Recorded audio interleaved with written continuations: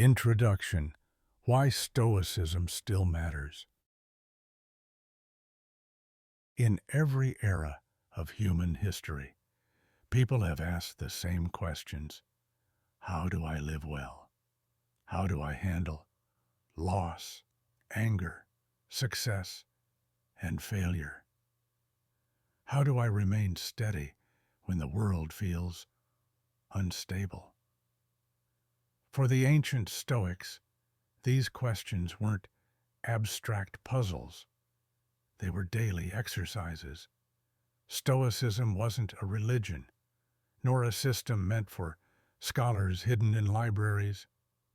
It was a philosophy for life, a toolkit for staying calm, rational, and good-hearted in a chaotic world. The Stoics believed that while we can't control external events, we can always control how we respond, our thoughts, our choices, our inner world. That's where true freedom lives. Over 2,000 years later, this ancient wisdom feels almost modern. We read Marcus Aurelius the way we might read a personal journal on mindfulness. We quote Seneca when we talk about time and purpose, and we turn to Epictetus when we need courage to accept the things we can't change. We suffer more in imagination than in reality. Seneca: you have power over your mind, not outside events. Marcus Aurelius: it's not what happens to you, but how you react to it that matters.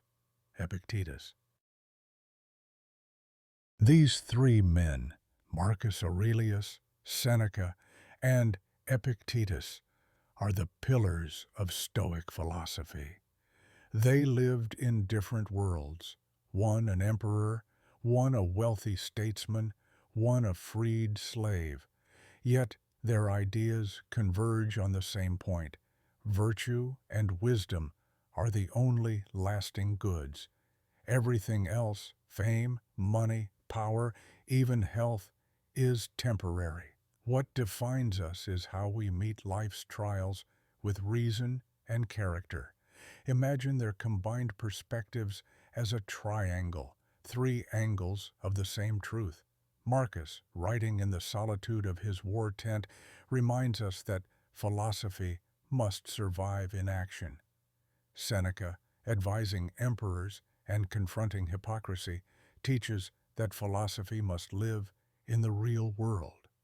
Epictetus, once enslaved, shows that even in chains, the mind can remain free. Together, they form what we might call the Stoic triad: power, passion, and freedom. Modern relevance. In an age of constant distraction and emotional overload, Stoicism offers a kind of clarity. It doesn't promise happiness through possessions or achievement, but through perspective. It asks us to step back, to question our impulses, to recognize that peace doesn't come from controlling the world, only from controlling our minds. When someone cuts you off in traffic, Stoicism reminds you this is not within your control, but your temper is. When a dream collapses, it reminds you loss is part of the design. What matters is your response. When success arrives, it whispers, don't cling to it. It's not who you are. Modern psychology and cognitive therapy echo these same principles. The Stoics were, in many ways, the world's first cognitive behavioral therapists. They taught us to separate the event from the interpretation, the stimulus from the reaction, to think before we suffer twice.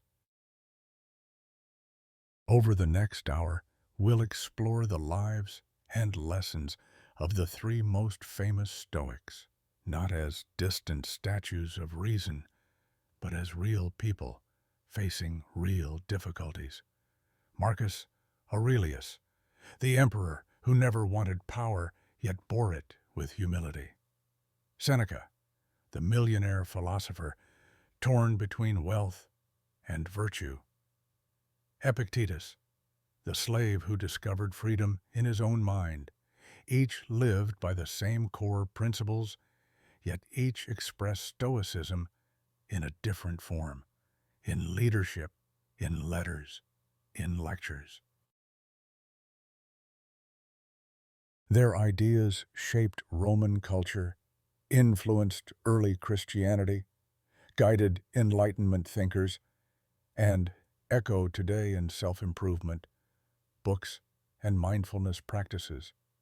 But beneath all of that history lies something more human, a conversation across centuries about what it means to stay calm, kind, and wise in a world that rarely is.